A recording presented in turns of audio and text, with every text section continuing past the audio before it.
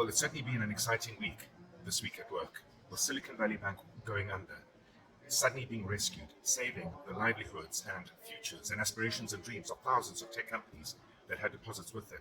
We left with the big question: why did it happen?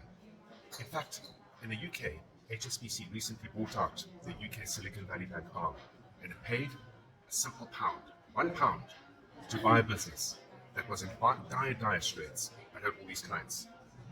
The environment's changed. Operating and running a business the way you did last year needs to be fundamentally different to how you operate and run a business this year. It's easier said than done.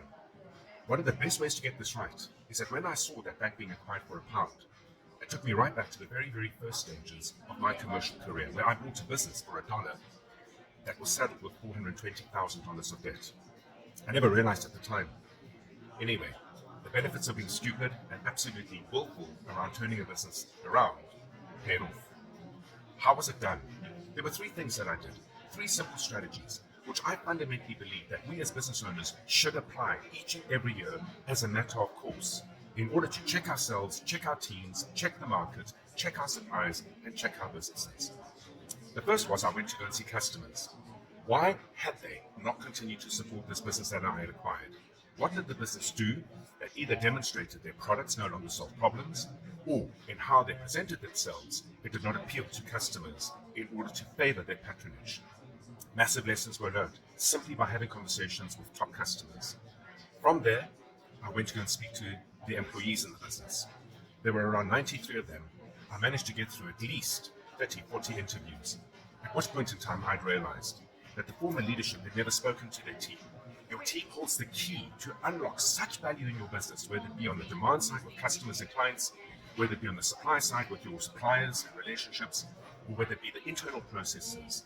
They hold gold dust in their hands every day, and your ability to engage with your employees, have proper solid conversations, and extract the value that they can bring to build it into systems and processes with them, allowing them to lead, claim credit for it, manage and innovate it, is essential.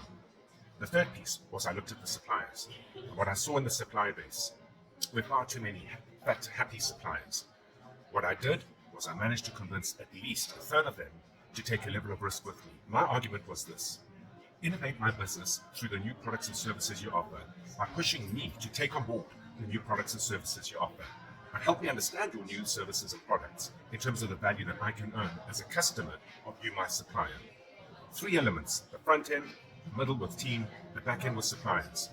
Do it each and every year as a matter of course, and you might well present or prevent yourself from landing in a situation where of a day, in order to exit the business, either HSBC acquires you for £1, or I knock on your door and acquire you for $1 along with your debt. Until next week at work, have an entrepreneurial day.